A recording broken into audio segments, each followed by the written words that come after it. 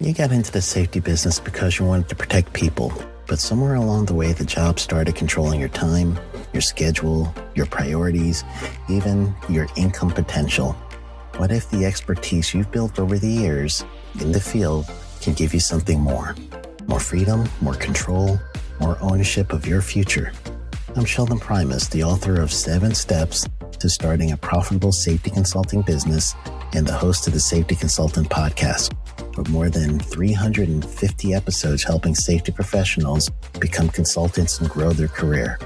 Consulting changed my life. In fact, I'm a full-time RVer, and one consulting contract paid for my home I live in today. Now, I help safety professionals build their own consulting practice through bi-weekly coaching calls, accountability, and personal guidance. But this program isn't for everyone. Start with the Consultant Readiness Audit at sheldon.coach. What if everything we thought we knew about safety was just interference? From the host of the Rated R Safety Show and the founder of Safety FM comes the complete Signal Transmission Trilogy, now available in one powerful edition. Safety, in my opinion, the book that started the conversation. Safety Mutation, where the boundaries of culture, systems, and belief begin to break. And now, Safety Transmission, the final piece of the signal. For the first time, all 3 books are together in one volume. The Signal Transmission Trilogy, Complete Edition. This isn't just about compliance. It's about consciousness. It's about decoding the way we think, lead, and live, inside and outside the system. Whether you've been following the signal since the beginning or you're just now tuning in, this is the version to own. Search Signal Trilogy on Amazon or visit safetyfm.com to get your copy now.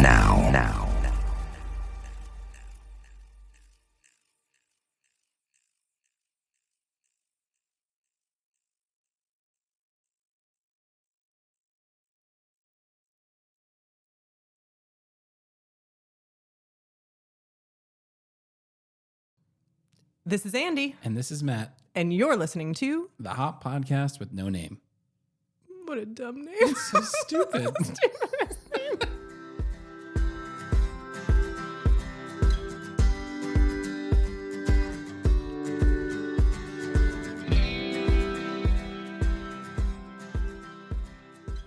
All right. We're in. Welcome back. Episode 12, allegedly. And we're going to start with where we normally start.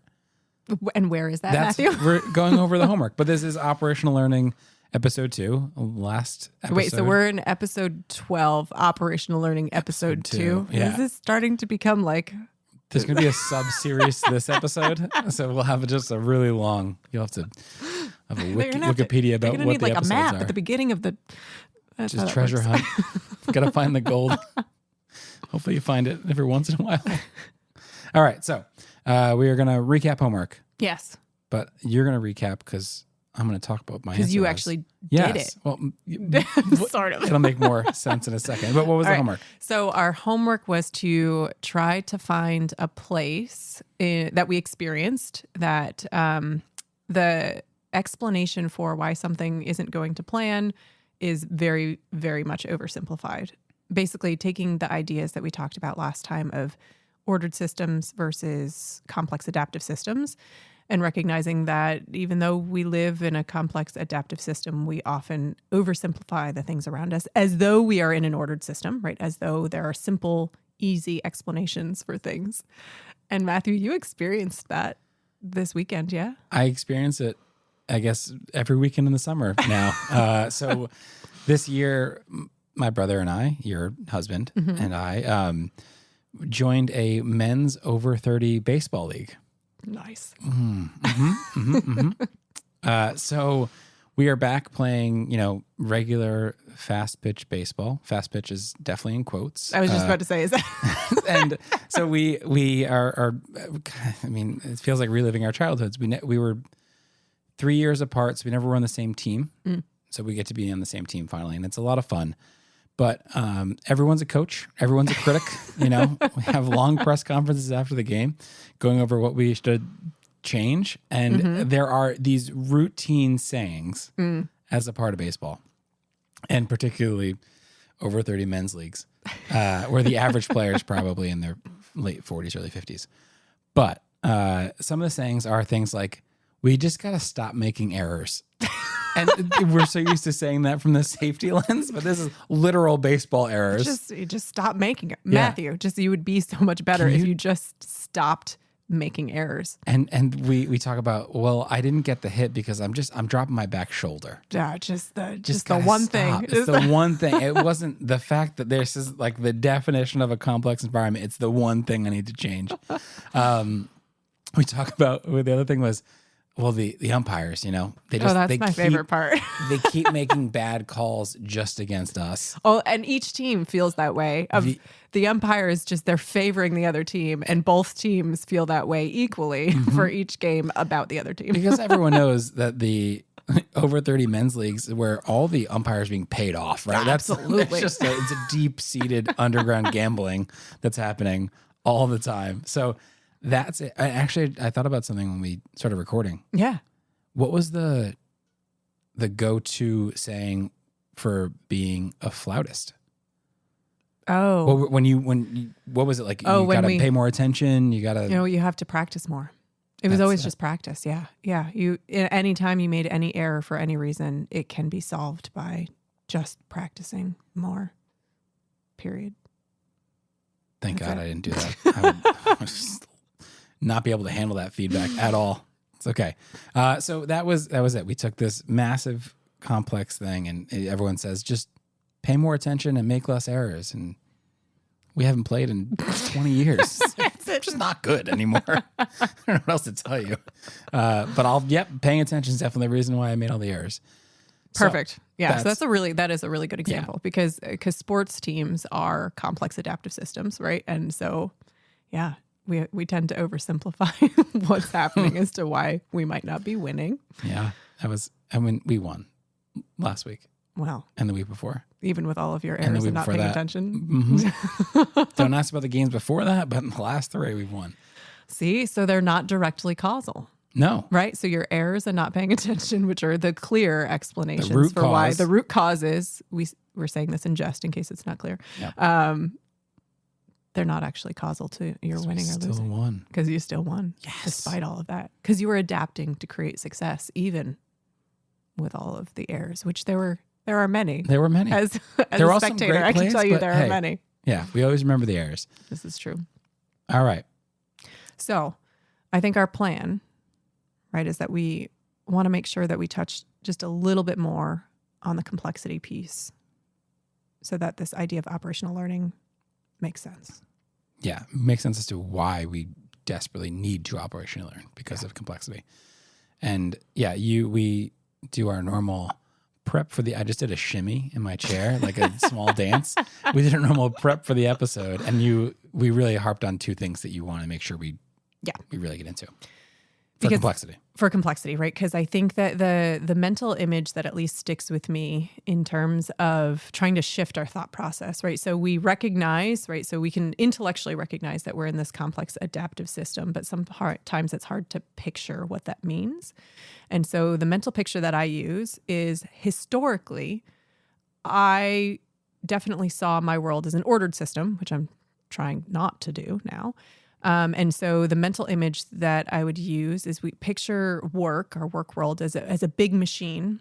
And I would picture the people as part of that machine, right? Like the cogs in the wheel of the machine.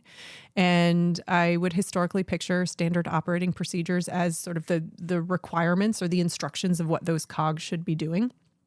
And our belief when things didn't go to plan was that part of the machinery could be broken, right? We could actually have a piece of equipment fail, But if it wasn't the equipment, well, then it was the cogs that were the humans that were failing. And so that meant that either they needed to be like their instructions needed to be like reiterated so that they know how to cog properly, or we needed to sort of reform them because they knew their instructions, but maybe they weren't formed properly. So we need to kind of either retrain or make sure that they have the proper thought process in order to be a good cog in a wheel. And so our mission, basically, historically, was to kind of look at those people and think that we had to adjust something about that cog that is a human. And if we did that, then the whole machinery would run well again. So that's picturing the world as an ordered system. And now that I recognize that that's not true, and if you actually go talk to those people who are people, by the way, and not cogs. Strangely enough, they are not cogs. That was vastly oversimplifying what was going on. And that now how I picture the human is we picture them sort of in the middle of that perfect storm, right? So we talked last episode about the fact that in a complex adaptive system, a good way of picturing how events happen are sort of these pretty normal ingredients that come together, and they come together sometimes in a fantastic way and we have a really, really good day. And sometimes they come together in a way that ends up having a really bad day or a negative event occur. And now I picture the human as the person in the middle of those ingredients. And oftentimes we are adapting to ensure that the ingredients don't come together in a bad way, right? We are stepping over things that could be a problem. We are zigging and zagging in order to make sure that we are creating success. We have tools that don't necessarily do the function that we would love for them to do well. And we have to figure out ways of, dealing with something that's tricky or dealing with something that's frustrating, or the person is the one that is actually in the middle, sort of orchestrating all of those ingredients and mixing them in a way when they can have some element of control to adapt in order to create success. And they are not that cog in a wheel, and they are not the one that needs to be sort of reformed or recorrected or retrained in most circumstances. In most circumstances. Yeah. I think it's a you can kind of see it when you describe it like that, as we definitely used to look at it as this is a system and there are cogs and there are wheels and the human is just one of the cogs. And they can, quote unquote, break and then need to be fixed by retraining. And that is just, we got to totally stop that thought process, because it's just not what humans are and it's not what the system is. Right. It's a pretty inaccurate mental picture of what's happening. So operational learning, right, is understanding what it's like from the person who's in the middle of all of those ingredients, understanding what they are having to do in order to create success, understanding all of that adaptation that is occurring so that we can actually have a pretty accurate mental picture of what it's like to get work done. I think we nailed it. I think that's complexity. Yep. Wow. Cool. Wow. It only took us 1.5 episodes and we've simplified complexity. So there it is. Got it. And then we used complexity as one of the major driving factors as to why you need to operationally learn. Yeah. We also, last episode, just touched on operational learning and kind of what goes into it. Yeah. And we settled on wanting to start by talking about the idea of being teachable when you're doing any sort of operational learning, whether that is just on the fly or in a learning team or any other way. Correct.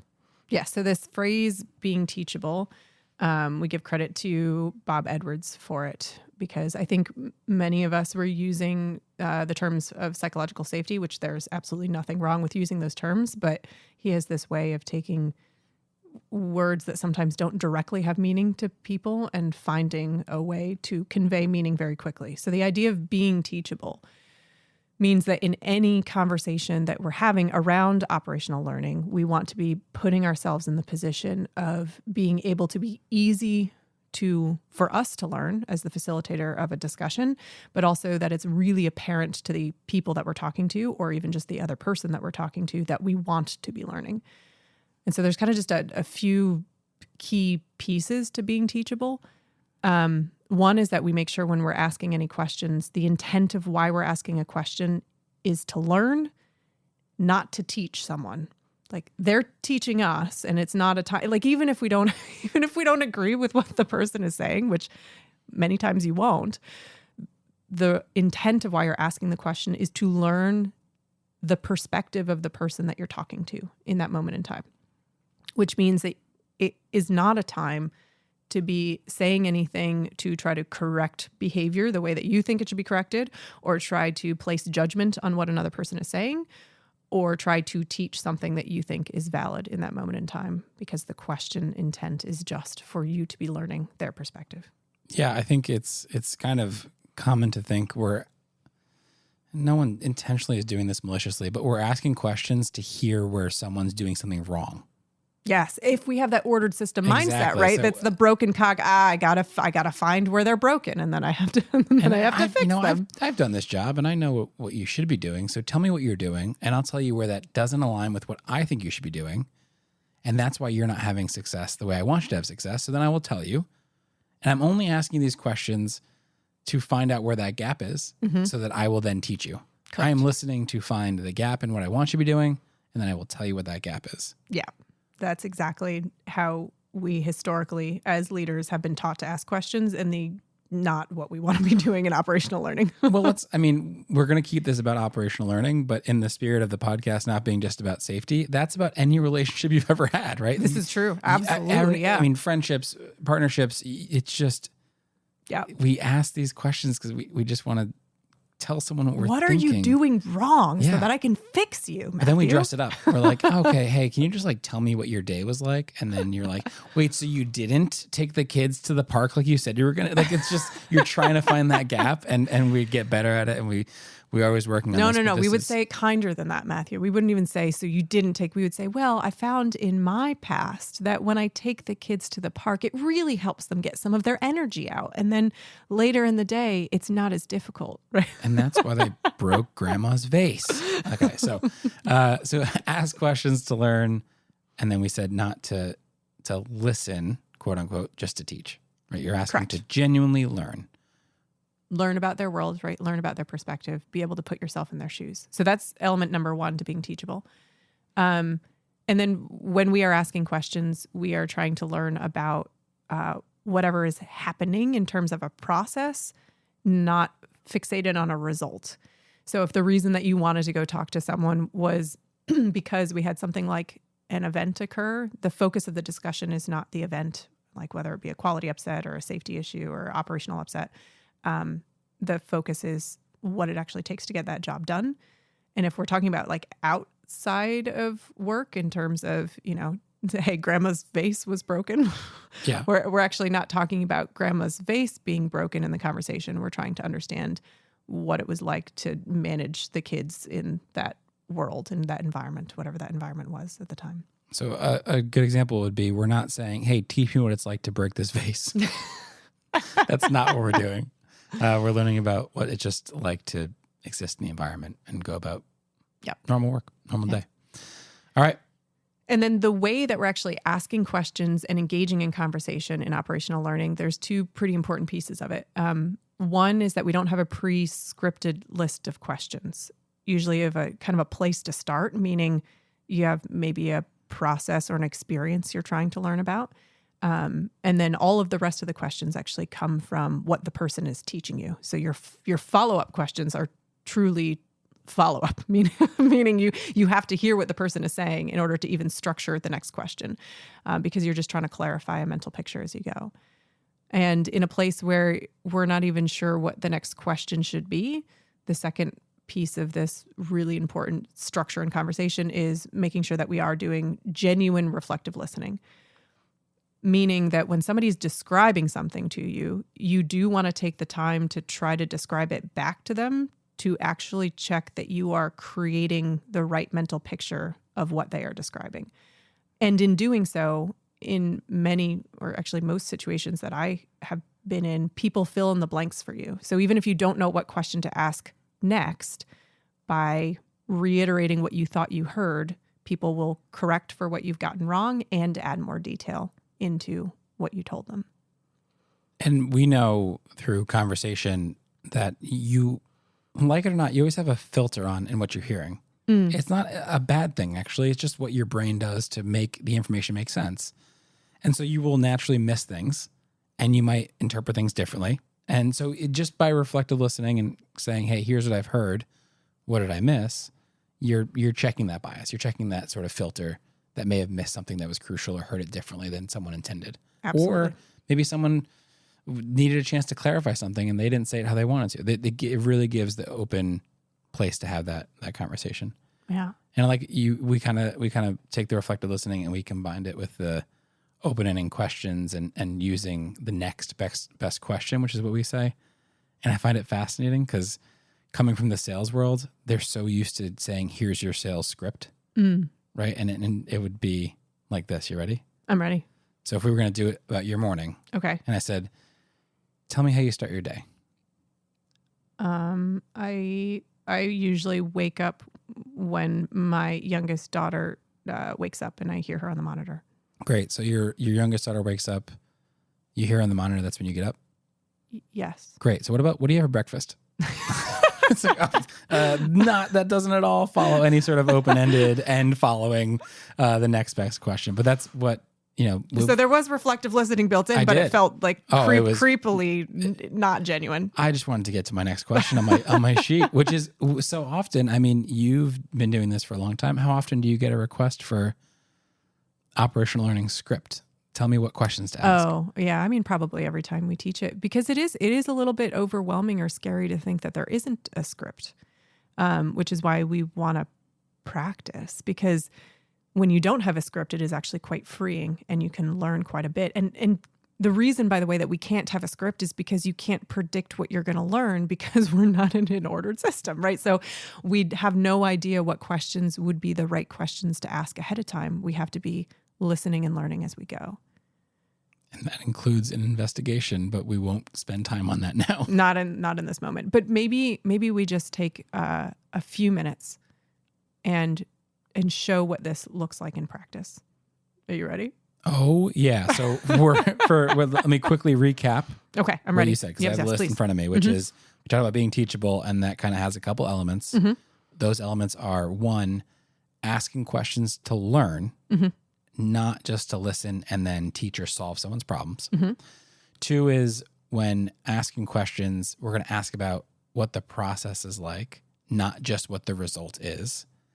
And then we're going to talk about beyond open-ended questions, which sounds crazy, so I'll explain that a little more, which is that the next question comes from what you just learned. Mm-hmm. It is not pre-scripted. You're not just guessing. You're not trying to fill in you're not making logical assumptions for them. You are asking, based on what they said, the next question, and then reflective listening into all of that. So let's give it a shot. I'm excited. All right. Well, so you started off talking about your baseball experience. Okay, that's one way to say it. Baseball experience. Yep. And that it was oversimplified in terms of, how things go well or don't go well. Mm-hmm. So what if we did a little bit of operational learning around what it's like to be on an over 30s wood bat team? Wood bat. Did I get it? Is that what it is? Okay. That over is. 30s wood bat baseball team. Mm-hmm. And so I'm going to operationally learn about it. And if you don't know where to start, actually, one of the places that I start is by admitting I don't know where to start. So I'll say something like, I'm really interested in what it's like to be on an over 30s wood bat baseball team. I love that you're harping on this over 30s thing. This is great. Yeah. And I'm well over 30, so yes. But I don't even know what question to start with. If I wanted to understand that world, where would you start? What should I know? I think, we can kind of bypass what it's like to sign up for the league and how that team's created. I think that's all just sort of detail. I think the good place to start is how the lineup is even formed. Oh, okay. Like, yeah, how do we know what we're playing, and how does the coach manage sort of 13 people that don't know each other? He has no idea how well they play, stuff like that. Okay, so you got 13 people who don't know each other, and you're in. Is it more than 13, or is it just 13? I think total? it's 13 per team, and the teams switch every year. So you might know a person or two Oh, okay. but you might not be on their team next year. It all changes. So you might have played with or around them at some point. So you got 13 people, and a coach is creating. Yeah, so I think there's 4 teams, so 4 people volunteer to be a coach. Okay. So you have a volunteer coach who then has to somehow figure out how to put together a lineup. Yep. What is that like? So from my understanding, our coach, Mike, who's also a player, So your coach plays in the field. classic player coach. This is classic player coach situation. So Mike, the league starts. Mike, I think they have a draft or they figure out a way to divvy up the players. Mike gets a list of 13 people and he goes, all right, I have a list of where they think they want to play. And now I have to make it make sense because you can only play 9 people on the field at one time in one inning. Okay. So the way they do it is everyone bats. If you show up, you bat. Okay. So the batting order is just as long as there are people on your team, they're batting. And then Mike has to and he does it in an Excel grid. So he has the batting order, and then on the left side and the top side each inning, and then it has where you're going to play your position for that inning. Okay, so you got 13 people. If you show up, which I'm guessing because you said if you show up, then not everyone always shows up. Is that a True. fair? Okay. I mean, yeah, it's an over 30s league, so most people have children, and then they therefore have weekend plans over the summer, right? Because it starts, I think, in June and it goes through September, so it's peak summer travel months. So, I missed a couple weeks. Everyone kind of misses a couple weeks here or there, and you hope that it staggers just enough so you have enough people to play a game. Okay. All right. So you have, not everyone is going to be there every week, most likely, because of just family dynamic life situations. And so I'm picturing this Excel grid that I think you described, right? So you've got a list of 13 people, and then you've got a list of the positions that they are willing to play, and that's what the decisions are made from. Am I picturing that right? So that's how that's probably how the first week goes. Is Coach Mike? Yes, Coach Mike. I feel weird saying Coach Mike. Call out to Coach Mike. He is before the first game. He's like, I got a list of people and I know the position, and then he has to say, okay, over 7 innings, I'm going to try to get the people into the positions that they can play evenly, so everyone feels like they have an equal chance to play, because he wants it to be equitable.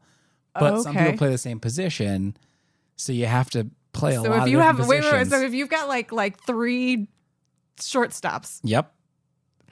The driving force here that I'm hearing, at least in some regards, is equity as opposed to trying to win. I mean, like what if... Because as you've stressed, this is a men's over 30 wood bat baseball league. So the goal is that we have fun first and foremost. Okay. So yes, we all want to win. Mm-hmm. Everyone is competitive to a degree, and everyone makes the playoffs. So technically the regular season doesn't really matter.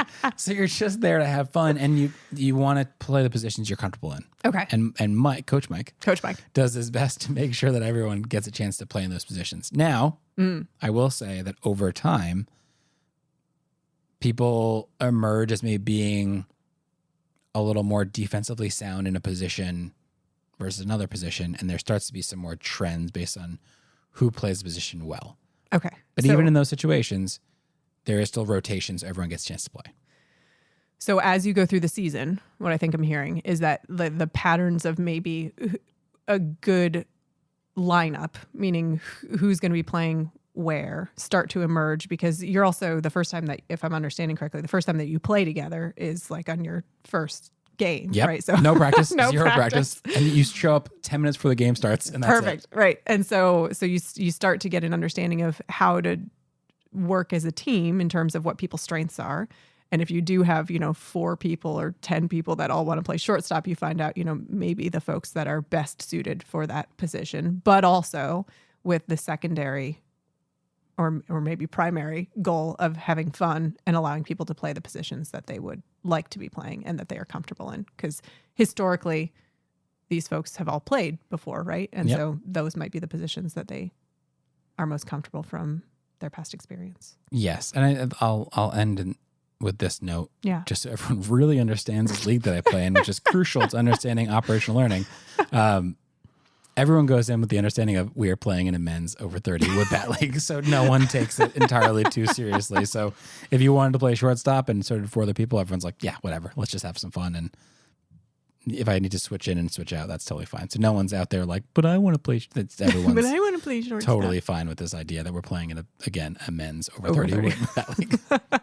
Okay, so let's stop here. I think I don't know how many minutes we went for in this operational learning about your men's over 30 wood bat league. But hopefully it was just long enough for people to hear a bit of the pattern of the question asking. I mean, obviously Matt and I, we have a rapport together. We'd spend a lot of time together. So it's easy for us to have conversation. But even when you don't have that type of relationship with someone, I can say, just from my own experience of doing it, the conversation sounds and feels pretty close to what we just talked about because you're genuinely interested in what the person is saying and you're using the ability to have discussion around a passion of theirs or something that they have personal experience with, and you're just asking them to teach you more about their world. And most of us are pretty comfortable talking about our own experiences. So as long as you're not asking someone to make judgments about other people or judgments about other experiences outside their own, most people are pretty open to conversation around their world. And it is, like you said, it's my experience, right? And this league's been around for a bunch of years. So if you talk to someone who played in every year since it started, they'd have different experiences and different things to say. But there would still be that, I want to teach you. Yeah, it's something I enjoy. I have fun with the men's over 30 wood bat league. So that would be something that people always want to share. They do. They like talking about something they get to have expertise in. Awesome. So hopefully in that we were able to hear a bit of the reflective listening pieces as well as the asking questions to learn and making sure that the next question was actually coming from what you were saying.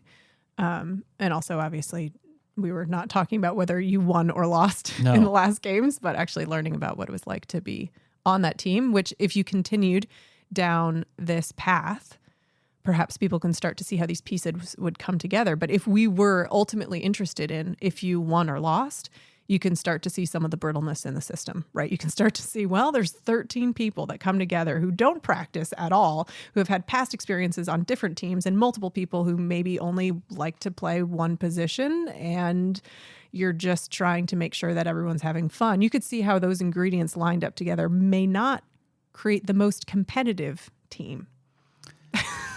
You said it, not me. That was it. So let's go over homework. And we'll wrap this one up. Yeah.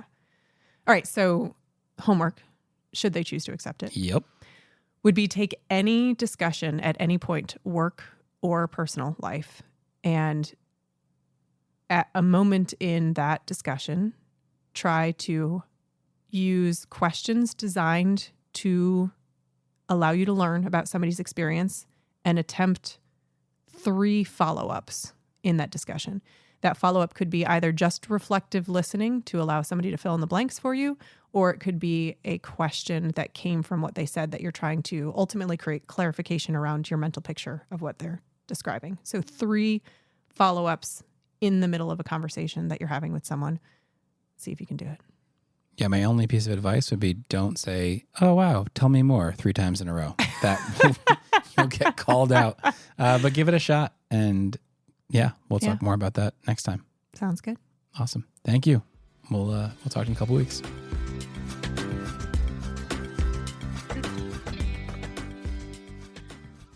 Well, that's it. Yep. Another one in the books. We did it. If you want to send us any of your thoughts, actually fling us any of your thoughts, you can do so at the website www.hoppodcast.com. That's HOPPODCAST.com. It's still such a stupid name. It's such a stupid name. We look forward to hearing from you. Thanks for listening.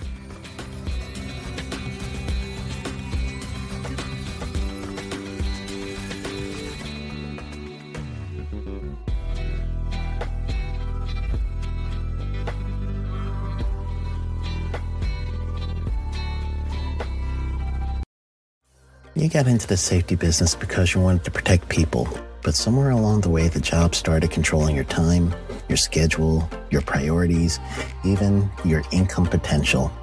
What if the expertise you've built over the years in the field can give you something more?